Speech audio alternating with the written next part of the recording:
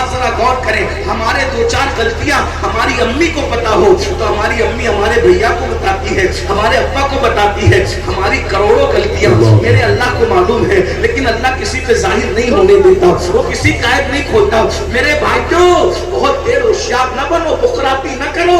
اگر اللہ عیبوں پہ پردے نہ ڈالے, ہم یہاں بیٹھنے کے قابل نہ رہے, تم وہاں بیٹھنے کے قابل نہ رہو. یہ اس کا کرم ہے کہ وہ ہمارے عیبوں پہ پردے ڈالتے رہتا ہے اور ہمیں عزت عطا کرتے رہتا ہے. ورنہ یاد رکھو, اپنی اعمال کا جائزہ لو, ہم منہ دکھانے کے قابل نہیں ہے. اگر ہمارے گناہ ہمارے بچوں کو پتا چل جائے, بچی ابا کہنا چھوڑ دے, بیوی کو پتا چل جائے, بیوی رشتہ توڑ دے, معاشرے کو پتا چل جائے, معاشرے میں کوئی ہمیں اپنے قریب نہ بٹھائے, لیکن وہ اللہ ہے, سب کچھ معلوم ہے, سب کچھ جانتا ہے, پردے ڈالتا ہے, کسی کو پتا چلنے نہیں دیتا, کسی کو علم نہیں ہونے دیتا.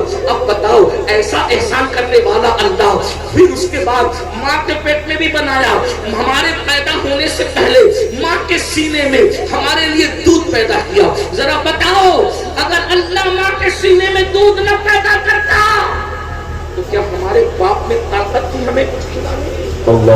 ہماری ماں میں طاقت تھی ہمیں کچھ کھلانے کی, ہمارے اندر طاقت تھی کچھ کھانے کی. وہ اللہ جس نے سب کیا, اس اللہ کے لیے 10 منٹ کا ٹائم نہیں نکالا. اس ہم سے بڑا غدار اور احسان فراموش کون ہے؟ جس نے سب کچھ دیا, اس کے لیے 10 منٹ. جو 6000 کی نوکری دیتا ہے, اس کے آگے ہاتھ باندھ کے کھڑے رہتے ہیں, جی سیٹ جی, جی سیٹ جی سیٹ, ہے نا.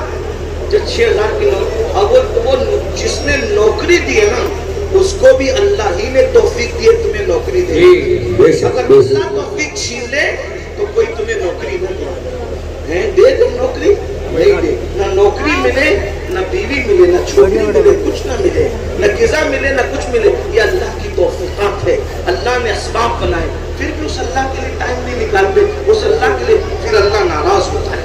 اب یاد رکھنا, جب تم اللہ کا حق ادا نہیں کرتے, جب تم اللہ کا حق ادا نہیں کرتے, نماز کے لیے ٹائم نہیں نکالتے, عبادت کے لیے وقت نہیں نکالتے, پھر اللہ ناراض ہوتا ہے. اور جب ناراض ہوتا ہے تو پھر وہ کیا کرتا ہے؟ عذاب دینے کا فیصلہ کرتا ہے. اور پھر اللہ کے رسول صلی اللہ علیہ وآلہ وسلم فرماتے ہیں کہ اللہ رب العزت سب سے زیادہ موت کے وقت اگر کسی کو تکلیف دیتا ہے, مرتے وقت سب سے زیادہ اگر کسی کو تکلیف ہوتی ہے تو بے نمازی کو ہوتی ہے, نماز چھوڑنے والوں, نمازوں کو ترک کرنے والوں. اب ذرا دل کے کانوں سے سنو اپنے نبی کا فرمان, اپنے سچے نبی کا فرمان. میرے اور تمہارے آقا فرماتے ہیں, بھائیو مرنا ہے, موت تو برحق ہے. قرآن کہتا ہے, اینما تکونوا یدرککم الموت ولو کنتم فی بروج مشیدہ, اگر تم مضبوط قلعے میں جا کر کے چھپ جاؤ گے تو بھی تمہیں موت آ کر کے رہے گی. اللہ اکبر. میرے اور تمہارے آقا سچے نبی صادق و مصدوق مصطفیٰ جان رحمت صلی اللہ علیہ وآلہ وسلم فرماتے ہیں